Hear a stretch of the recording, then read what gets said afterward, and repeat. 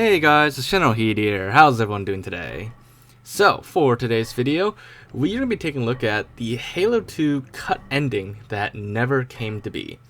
So, as we all know, as we're all probably used to by now, the ending that we know in Halo 2 is, where Tartarus tries to activate the Halo rings, but the Arbiter manages to stop him, and Miranda Keyes halts the activation.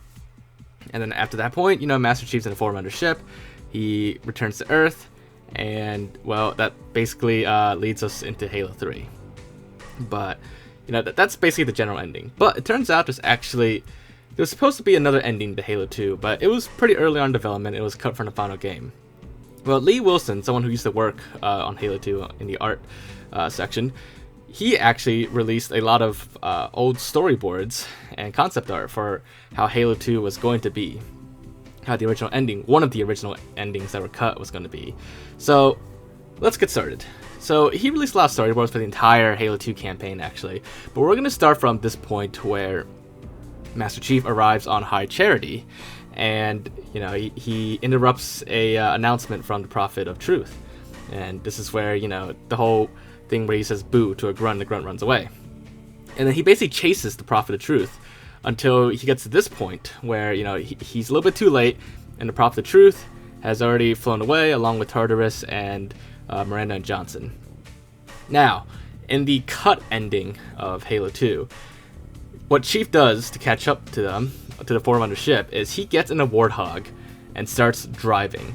So, if this sounds familiar to you, that is because this is the cut Warthog run of Halo 2, and you could see that it's actually supported by the actual cut level that's still remaining in the game files, which you could actually spawn into on both MCC and OG Halo 2.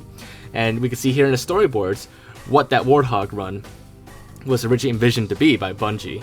And you can see Master Chief driving across, and probably during a cinematic he gets on front of the Warthog, and as the Warthog goes off the edge, Master Chief jumps off and goes inside the Forerunner ship where the Prophet of Truth is.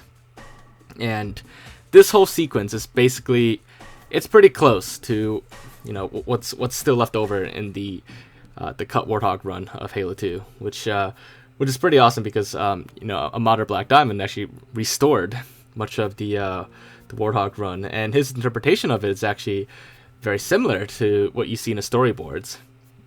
So I think it's actually pretty awesome that we actually get to see some of what Bungie intended for the original Warthog run. But now you see where the Warthog run, the cut Warthog run, actually fits into the story. It's how Master Chief catches up to the Prophet of Truth instead of going on foot like we do in the full game, in the final release game.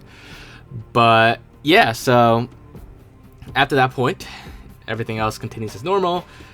The Forerunner Dreadnought, or the Key ship, leaves High Charity, and it arrives at Earth. At which point we remember what happens here. Master Chief contacts Lord Hood. Lord Hood's a little bit surprised. And we actually kind of go into Halo 3 now. But remember, we're still in Halo 2. But a lot of Halo 2 was actually cut because they didn't have enough time to finish what they had originally envisioned. So a lot of what was cut from the original Halo 2 ending actually made its way into Halo 3. And what you're seeing now in these original storyboards and concept art is, where Halo 3 began. You can see a lot of ships, Covenant ships, hovering over a part of Earth, which is where they discovered the Ark. Now, there was a Halo 3 comic released about this, but basically, between the events of Halo 2, the ending of Halo 2 and Halo 3, Master Chief escapes the Forerunner ship, and he does it by breaking off a door and then riding the door down to Earth through re-entry, which is where the arrival cutscene of Halo 3 comes in. Now, all this was covered in kind of like a prequel comic to Halo 3, but even way before the comic was made, we already had, these old storyboards made, and that's where it all came from. That was part of the original ending of Halo 2, one of the later missions after the Great Journey. Now, on Earth, eventually, the Prophet of Truth is at the Ark, and the Arbiter, as well as Master Chief, they eventually catch up to the Prophet of Truth on the Ark. The storyboards don't really go into how they get to the Ark, but I assume there's plenty of gameplay originally intended for in between. But they catch up to the Prophet of Truth, and he's about to activate the Arc, which seems to still do the same thing as, activate all the Halo rings. And here, instead of using an energy sword, the Arbiter, then called the Dervish, he actually used like some kind of plasma weapon to kill the Prophet of Truth. In fact, he knocks him out of his throne first, and then when he's down on the ground, he shoots him one more time, which is still pretty epic actually compared to the actual way the Prophet of Truth dies. But after that, Master Chief activates the console and shuts down the Arc. Now, compared to the actual way the Prophet of Truth dies, it's a little bit different, but overall it's very much the same, or very similar in a lot of ways. So, obviously, as you saw, instead of shooting the Prophet of Truth, the Arbiter stabs the Prophet of Truth with an energy sword, who also is getting infected by the Flood at the same time. And then, after that, before that is when Master Chief actually shuts it off, the Arc, instead of after.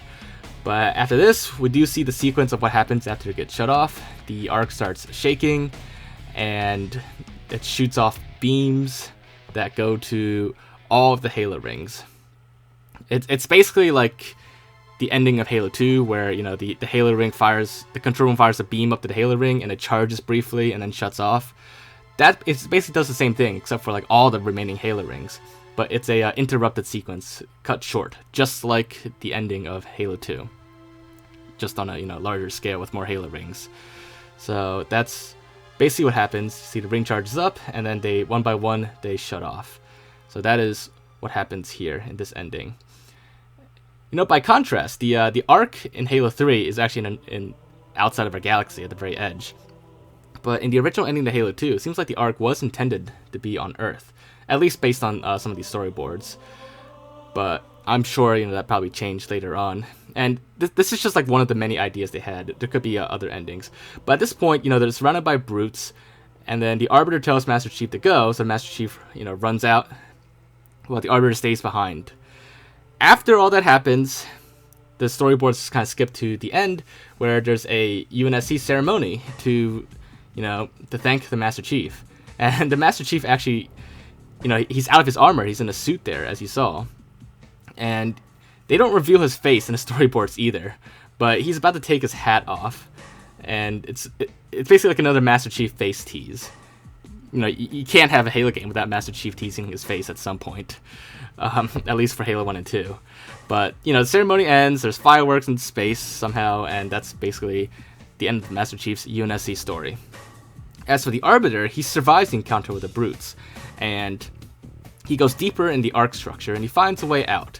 But the Arc is still collapsing from, the shut-off, and, as he goes deeper, he finds this room with a human skeleton inside the Arc. Which I think this implies the whole, humans were Forerunners thing that was kind of retconned with Halo 4. But it seems to suggest that. And Guilty Spark helps Arbiter escape by letting Arbiter hang on while he flies Arbiter out of the Arc, the collapsing Arc. And after that point, sometime later, the Arbiter returns to, his ship with the elites. And this ending is kind of like the way Halo 3 ends, with the shipmaster by his side, and, admiring him, and then looks like, they all live happily ever after. However, back at High Charity, the rest of the destroyed Covenant fleet and the Flood, they're all still there, actually. And inside one of the chambers, the Gravemind arrives and starts talking to Cortana. So that much of the ending is actually still the same as originally envisioned. So, in a way, no matter what, the original Halo 2 ending would have still ended on pretty much the same cliffhanger. But it would have covered pretty much the entirety of Halo 3's story, with a few differences here and there, quite a few differences. But it largely would have still ended with Cortana trapped on High Charity. Now, the storyboards, they seem kind of out of order at some points, so I'm not sure if, the whole Cortana thing was like, at the wrong spot in the sequence, but it's possible that Halo 3 could have still happened if this original ending, as envisioned, stayed the same. It's just that Halo 3 would have taken on a completely different storyline. It would have basically involved destroying the rest of the Flood and saving Cortana, but it would have left out much of the whole Covenant story.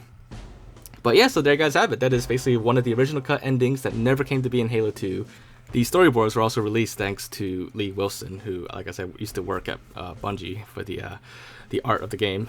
But anyways, hopefully you guys did enjoy this video, and if you found it to be interesting, then as always, make sure to leave a like.